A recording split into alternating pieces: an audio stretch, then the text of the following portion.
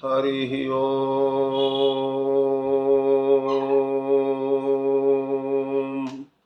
श्रीमन्महागणाधिपतये नमः। श्रीरामः शरणं मम। श्रीगुरवे नमः। श्रीसरस्वत्यै नमः। श्रीमातृपितृचरणकमलेभ्यो नमः। गणेशहेरं गजाननेति महोदरं स्वानुभवं प्रकाशिन् वरिष्ठ सिद्धि प्रिय बुद्धिनाथ वदन्त एवं त्यजत प्रभीति। ओम नमः परमहंसा स्वादिचरण कमल चिन्मकरंदाय भक्तजनमानस निवासाय श्रीरामचंद्राय अतुलित बलधामं हेम शैलाभदेहं दनुजबन कृशानुं ज्ञानिनामग्रगण्यं सकल गुण निधानं वानराणामधीशं रघुपति प्रिय भक्तं बात जातं नमामि।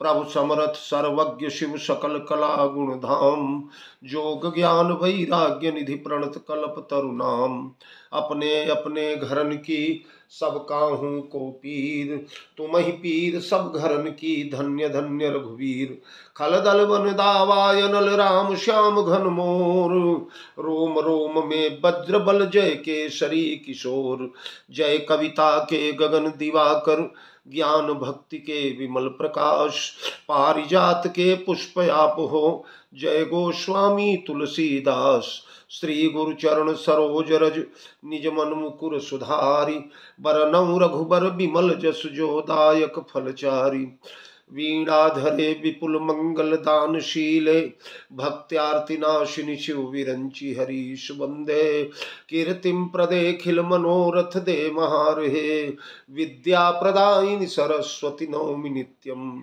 सियावर रामचंद्र की जय पवन सुत हनुमान की जय गोस्वामी तुलसीदास की जय श्री राम कथा महोत्सव की जय श्री रामचरितमानस भगवान की जय।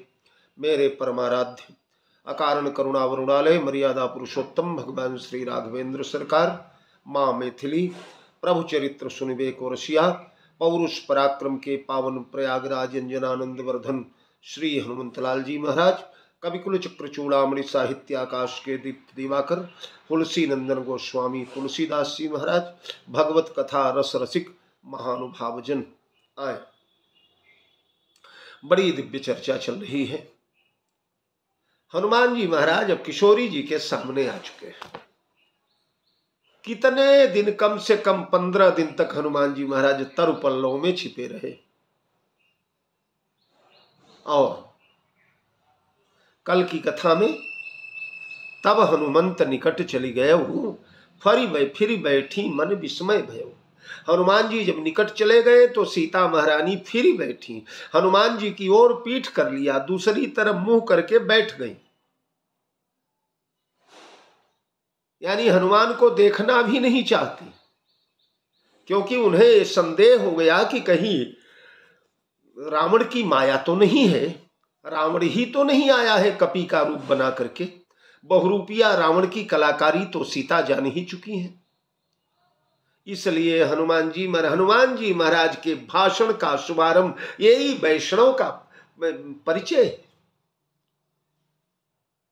सबसे पहला वाक्य, पहला शब्द, पहला अक्षर रामदूत मैं मातु जान की सत्य शपथ करुणा निधान की। रामदूत, राम नाम से हनुमान जी का भाषण प्रारंभ हो गया।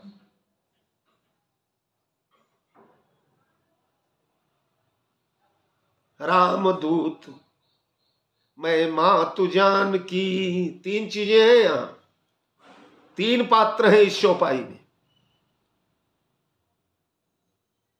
एक है राम, एक है मैं और एक है जानकी।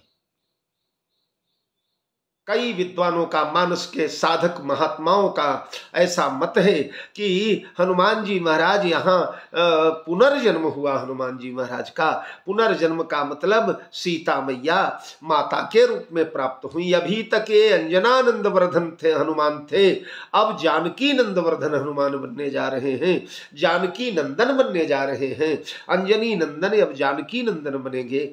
तो ये जो पहली चौपाई है, किसी का बेटा बनने के लिए उसके गर्भ में जाना पड़ता है। तो पहली चौपाई को कई विद्वान गर्भाधान संस्कार मानते हैं। गर्भाधान का मतलब यहाँ राम यानी पिता, मातु जानकी यानी माता, और मैं यानी स्वयं, माता पिता और पुत्र तीनों यहां एकत्र है, यानी ये गर्भाधान चौपाई है। और उसके बाद 9 बार माता माता माता माता माता, कल मैंने जो सुनाया ये 9 बार माता माता का उच्चारण जो है यही 9 महीने का कालखंड है। और जब 9 बार माता कहकर 9 महीने का कालखंड व्यतीत कर लिया मानो, तो है सुत कपि सब तुम ही समाना, माता ने पुत्र कह करके स्वीकार, यानी पुत्र का जन्म हो गया। खैर वो कथाएं तो अभी कुछ देर के बाद हम शुरू करेंगे या कल करेंगे, पर आज राम दूत में मातु जान की, सत्य शपथ करुणा निधान की। यहाँ पर सत्य शपथ इसलिए खा रहे हैं हनुमान जी, मानो सत्य शपथ खाकर कहते हैं आपको जो भ्रांति है कि मैं रावण हूँ, ये मैया भगवान की सत्य शपथ में खा रहा हूँ, सौगंध खा रहा हूँ, मैं रावण नहीं। रावण मानने की भूल न करें, या सत्य शपथ इसलिए खा रहा हूं कि मैं करुणा निधान का दास। करुणा निधान ने करुणा करके मुझ जैसे बानर को अपना सेवक बनाया है, अपना दास बनाया है, अपना दूत बनाया। वरना मैं तो कपि चंचल सब ही विधहीना, असमय अधम सखा सुन मोहू पर रघुबीर, कीनी कृपा सुमिर गुण भरे बिलोचन नीर। तो करुणा निधान ने करुणा करके मुझे इतना बड़ा उत्तरदायित्व दिया, इतना बड़ा गौरव दिया, इसलिए मैया मैं सौगंध खाता हूं। अगर मैं झूठ बोल रहा हूं तो करुणा निधान की करुणा समाप्त हो जाए मेरे ऊपर से, राम की करुणा का मैं पात्र न बन पाऊं। फिर शपथ भगवान की सत्य शपथ, केवल शपथ ही नहीं, सत्य शपथ करुणा निधान, इसलिए खा रहे ताकि इनको विश्वास हो जाए। प्रायः आदमी विश्वास दिलाने के लिए शपथ खाया करता है। ते ही पर राम अरे शपथ करी आई, सुकृत स्नेह अवधि रघुराई। तो ये माता, अगर मैं झूठ बोल रहा हूं तो राम की मुझे सौगंध है, मेरा सुकृत नष्ट हो जाए, मेरा स्नेह नष्ट हो जाए। शपथ से दृढ़ता होती है, इसलिए मेरे रामदास होने पर, मेरे राम भक्त होने पर, रामदूत होने पर दृढ़ विश्वास इनको हो जाए, इसलिए रामदूत में मातु जान की, सत्य शपथ करुणा निधान की। और करुणा निधान इसलिए बोले कि करुणा निधान का तात्पर्य, देखो कहीं कहीं कुछ परिवारों में, कुछ क्षेत्रों में ऐसा नियम है कि स्त्रियां पतियों का नाम नहीं लेती, और जिस क्षेत्र की सीता है वहां तो कतई लिया ही नहीं जाता। अभी भी इतना आधुनिक समाज हो जाने के बाद, पाश्चात्य संस्कृति की सुनामी हमारे घरों में प्रविष्ट हो जाने के बाद भी अभी भी हमारे यहाँ कई सयानी माताएं ऐसी हैं जो अपने पतियों का नाम नहीं लिया करती। खैर कुछ प्रदेशों में, इधर दक्षिण देश तरफ तो दिन भर में अगर 10 बार पति देव का नाम न ले तो देवियों के पेट का पानी ही नहीं पचा करता। पर उत्तर भारत में पतियों का नाम लेने की प्रथा नहीं रही है। तो पत्नियां पतियों के कुछ अपने मन पसंद के नाम रख लेती हैं, और कई जगह तो बहू रानी का भी मन पसंद का नाम रख लिया जाता है। जो मायके का नाम है उससे ससुराल वाले बदल कर एक कोई अलग नाम रख लेते हैं, और जो ससुराल में पति देव का नाम है उसे बदल करके स्त्रियां कुछ और नाम रख लेती हैं। तो एक करुणा निधान बड़ा विलक्षण नाम है भगवान का। बहुत उपाय किया हनुमान जी ने, पर सीता को हनुमान जी पर विश्वास नहीं हुआ। तब हनुमान जी ने करुणा निधान नाम भगवान का उच्चारण किया। क्यों उच्चारण किया? एक गुप्त नाम है। किशोरी जी ने अपने लिए इस नाम को, वंदना प्रकरण में केवल एक बार नाम आया, जनक सुता जग जननी जानकी अतिशय प्रिय करुणा निधान की। उसके बाद करुणा निधान गायब हो गया। पुष्प वाटिका में पहली बार किशोरी जी ने हनुमान जी को, राम जी को देखा। देख करके मन ही मन भगवान श्री राम को अपना पति के रूप में स्वीकार कर लिया। मानसिक संकल्प हो गया प्रिया प्रियतम दोनों की ओर से।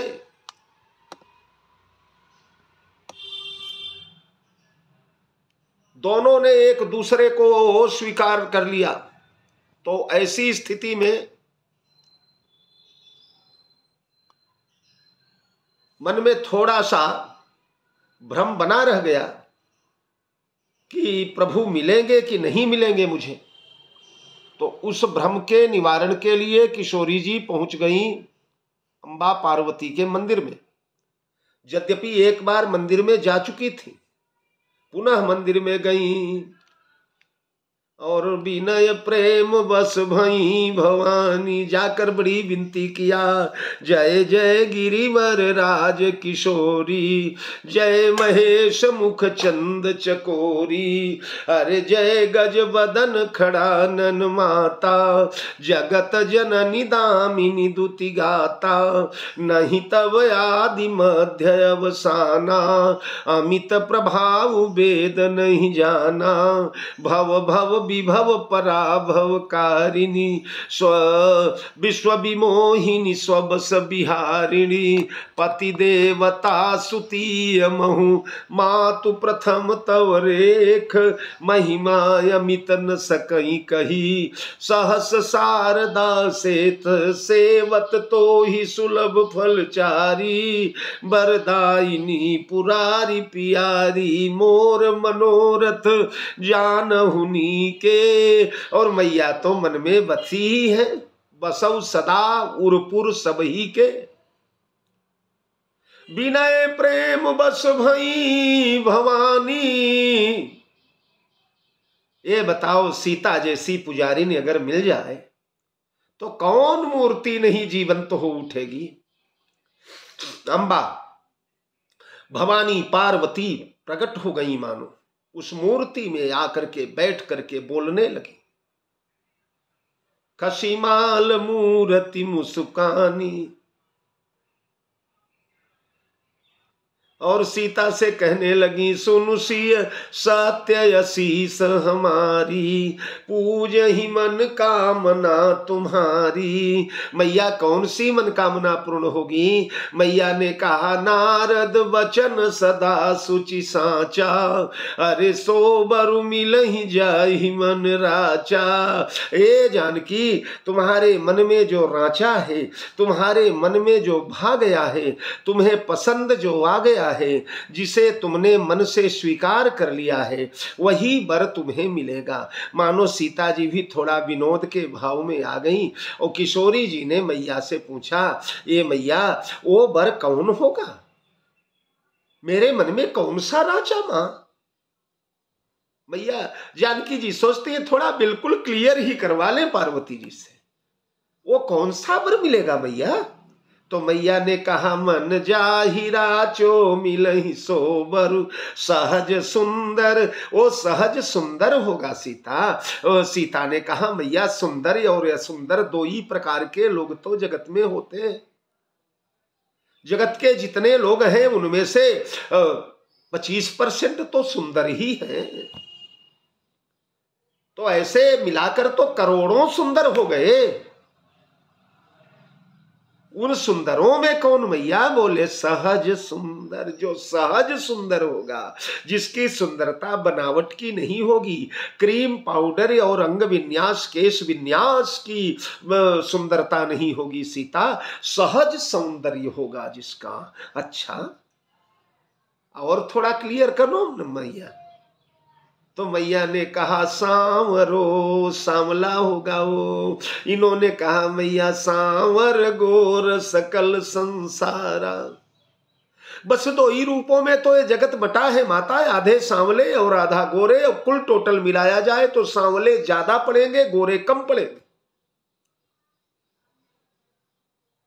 तो उन करोड़ों करोड़ सांवलों में मेरे वाले कौन है? बोले सहज सुंदर सांवरो। और मैया ने अब राम जी का एक नामकरण किया, मानो अशोक वाटिका में करुणा निधान सुजानशील स्नेह जानत रावरो। हाँ, करुणा निधान, ये करुणा निधान नाम सीता जी ने आज मैया के मुंह से निकलते ही अपने लिए स्पेशल रख लिया।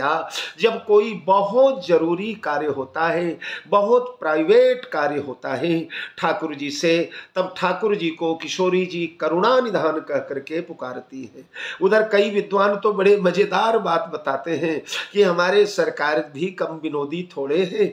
किशोरी जी ने राम जी का नाम करुणा निधान रखा, तो हमारे राम जी ने भी किशोरी जी का एक प्राइवेट नाम रखा है, निजी नाम। कौन सा? बोले सुनहु प्रिया व्रत रुचिर सुशीला, मैं कछु करब ललित नर लीला। ये सुशीला नाम जो है ना, बहुत आवश्यक जब पड़ता है, अग्नि में प्रवेश करवाने की जब आवश्यकता पड़ी, तब इस नाम को पुकारा भगवान ने। तो राम जी किशोरी जी को सुशीला कहकर बुलाते हैं, और किशोरी जी राम जी को करुणा निधान कहकर के बुलाती हैं। और हनुमान जी ने सोचा इन्हें विश्वास दिलाने के लिए मुद्रिका पर्याप्त नहीं हो रही है, तब बोलो प्रिया प्रियतम का जो अंतरंग नाम है, जो किशोरी जी के अलावा जगत में किसी को नहीं मालूम है, वो नाम अब प्रकट किया जाए। वो बोले सत्य शपथ करुणा निधान की। और करुणा निधान सुनते ही आकर्षण बढ़ गया। सीता जी मुस्कुरा उठी, जान गई निश्चित ही वहीं से आया है, वरना हमारे और प्रियतम का के अंतरंग वार्तालाप का जो नाम है, वह नाम आज तक किसी बंदर को नहीं मालूम, किसी वनवासी को नहीं मालूम, किसी वनचारी को नहीं मालूम। इसे कैसे मालूम हो गया? हरिजन जानी प्रीति अति बाड़ी। तो सत्य शपथ करुणा निधान की, यह मुद्रिका मां तुम्हें आनी। ए मैया, ये मुद्रिका को लाने वाला मैं हूं। यद्यपि यह मुद्रिका अदेय है, भगवान के लिए हर चीजें देय हैं, पर ये मुद्रिका अदेय है। मुद्रिका किसी को भगवान नहीं देते, क्योंकि इस मुद्रिका में सीता जी का सहज अनुराग जुड़ा हुआ है। यह जन्म के समय भगवान के साथ आई है, इसलिए यह मुद्रिका अदेय है। अपना स्व आभूषण है भगवान का, जगत के सुनारों के द्वारा बना करके यह मुद्रिका भगवान को नहीं दी गई है। ये मुद्रिका भगवान की आई है वैकुंठ से उनके साथ, तो इसलिए यह अदेय है, किसी को पुरस्कार इत्यादि के रूप में नहीं दिया जा सकता।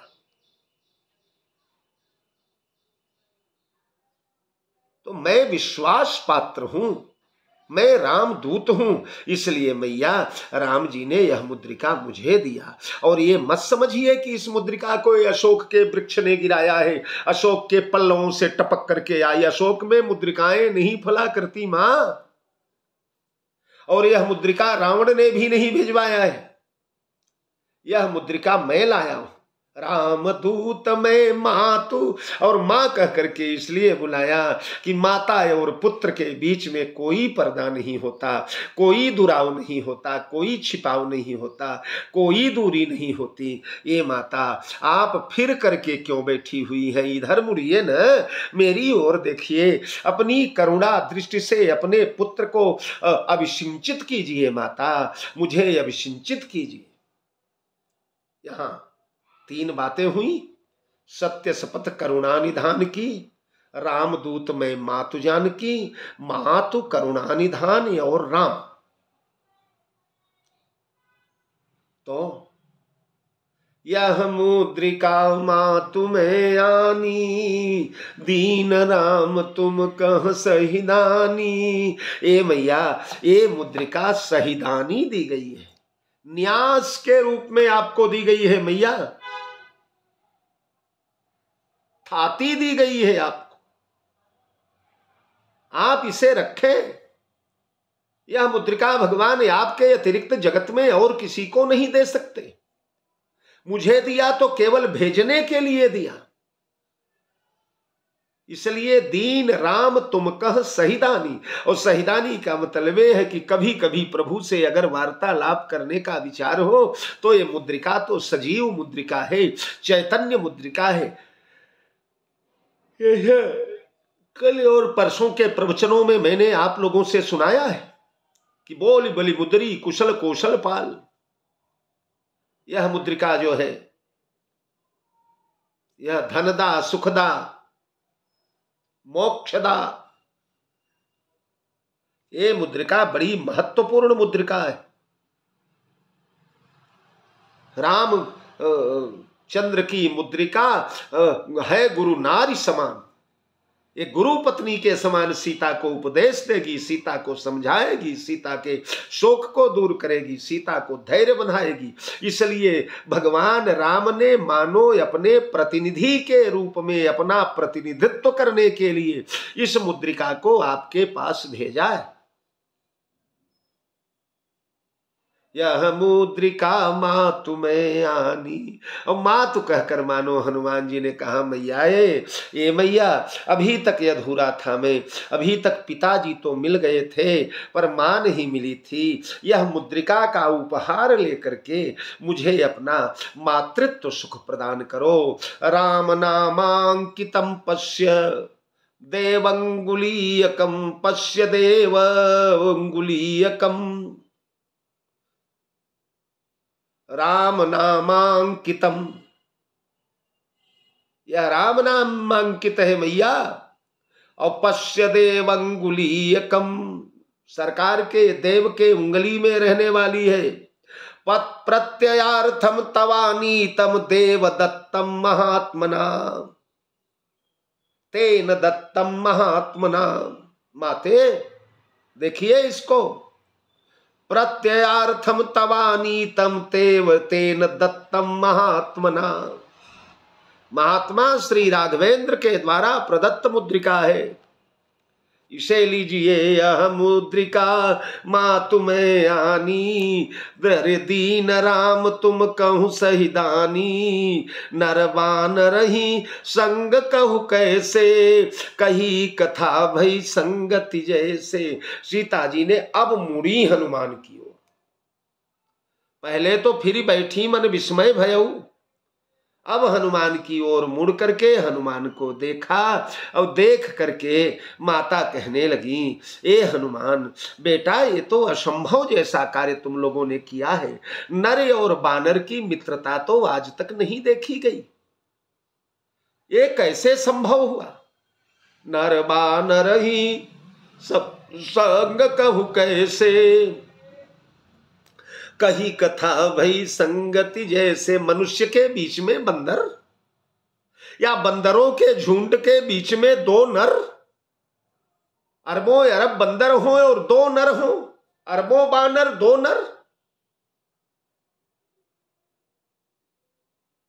ये कथा आती है ना, प्रभु एक बार जाने लगे ससुराल। रावण को मारने के बाद लंका से अयोध्या आए, तो राजा जनक ने सोचा हम अपने जवाई राजा का नागरिक अभिनंदन करेंगे।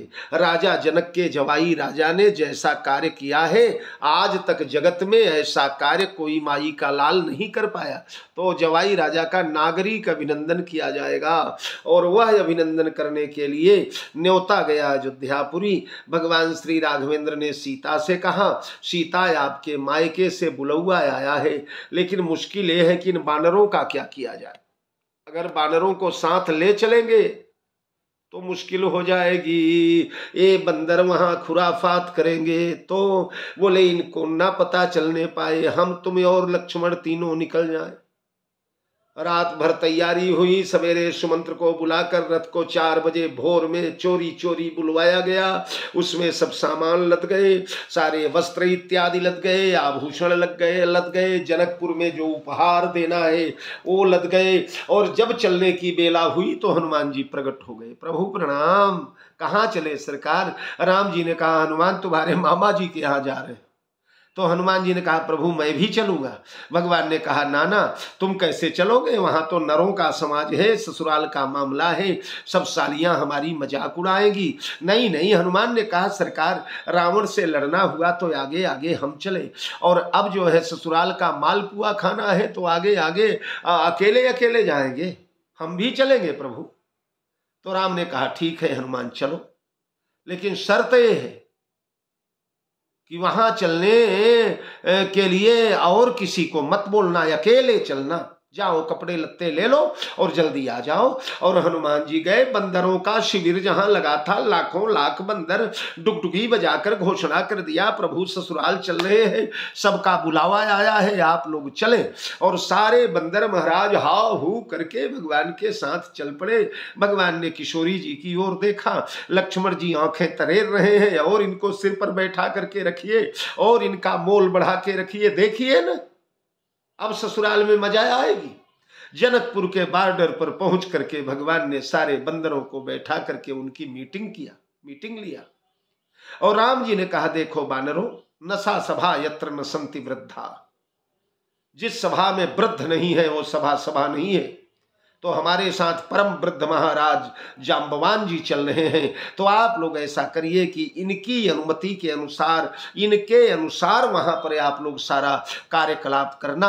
आपका क्रियाकलाप इनके अनुसार होना चाहिए, जैसा बोले वैसा ही बोलना, जैसा उठे वैसा ही उठना, जैसा बैठे वैसे बैठना, जैसा करें वैसा ही करना। इनकी बोल चाल क्रियाकलाप बिल्कुल उसी का अनुसरण तुम लोग करना। और बंदरों ने कहा जो आज्ञा। पहुंच गए ससुराल पहुंचे तो महाराज वहां पहुंचकर भोजन का समय आया। तो हलवा पूरी मालपुआ गुलाब जामुन चमचम रसगुल्ला मिठाई संदेश पेड़ा बर्फी चावल दाल कढ़ी पकौड़ा दुनिया भर के व्यंजन आए। उन्हीं व्यंजनों में बिहार नेपाल में कटहल बहुत पैदा होता है, पनस कटहल की रसादार भाजी बनी हुई है, सब्जी बनी है, परोस दी गई सबके सामने सोने के सुंदर सुंदर कटोरों में। जामवंत दादा ने देखा, ये सोचा कोई फल है, उठाया कटहर का टुकड़ा उठाया तो महाराज उसमें बूंदें टपक रही हैं। उन्होंने कहा ये कोई रसीला फल है, तो ऐसे खाएंगे तो सब कपड़े बर्बाद होंगे, शरीर पर टपकेगा, तो ये रस निचोड़ दिया जाए इसका। तो उस फल का जब लोग कहते हैं ना कि बंदर क्या जाने अदरक का स्वाद, लेकिन आज भालू क्या जाने कटहल का स्वाद, ये लोकोक्ति आई। दबाया तो महाराज उसमें जो बीज होता है, बीज के ऊपर चिकनी चिकनी झिल्ली, उस झिल्ली पर दबाव पड़ा और बीज निकल गया 10 फुट ऊपर। और जब ऊपर गया तो जामवंत दादा ने कहा ये तो अनर्थ हो जाएगा, अगर किसी के थाली में गिर गया ये बीज तो अभी झगड़ा शुरू हो जाएगा। उछल करके सोचा बीज को पकड़ लिया जाए, और ज्यों उछले बंदरों ने देखा गुरुजी ने पहले ही सलाह दिया है, दादा जैसा करेंगे वैसा ही करना। और महाराज उछल कूद करके 1 2 3 4 धूम धाम मचाकर सारा भोजन, सारी थाली, सारी प्लेटें सब बंदरों ने कुचल कचल करके बर्बाद कर दिया। और हंसत राम श्री अनुज समेता जनकपुर वाले आनंद ले रहे। किशोरी जी ने माया का विस्तार किया, रिद्धियों सिद्धियों ने दोबारा दुनिया भर के भंडार भरे। कहने का मतलब नर बान रही संग कहूं कैसे। तो हनुमान जी महाराज ने सारी कथा सुनाया। कौन कौन सी कथा सुनाया? राम लक्ष्मण का मिलन, सुग्रीव के द्वारा राम लक्ष्मण का दर्शन, अपना बटुक रूप बनाना, राम लक्ष्मण का शील स्वभाव व्यवहार वार्तालाप, ये सब वाल्मीकि रामायण में। अरे एक एक अंग प्रत्यंग, यहां तक कि भगवान के गुप्तांग तक की चर्चा की गई है हनुमान जी के द्वारा वाल्मीकि रामायण में।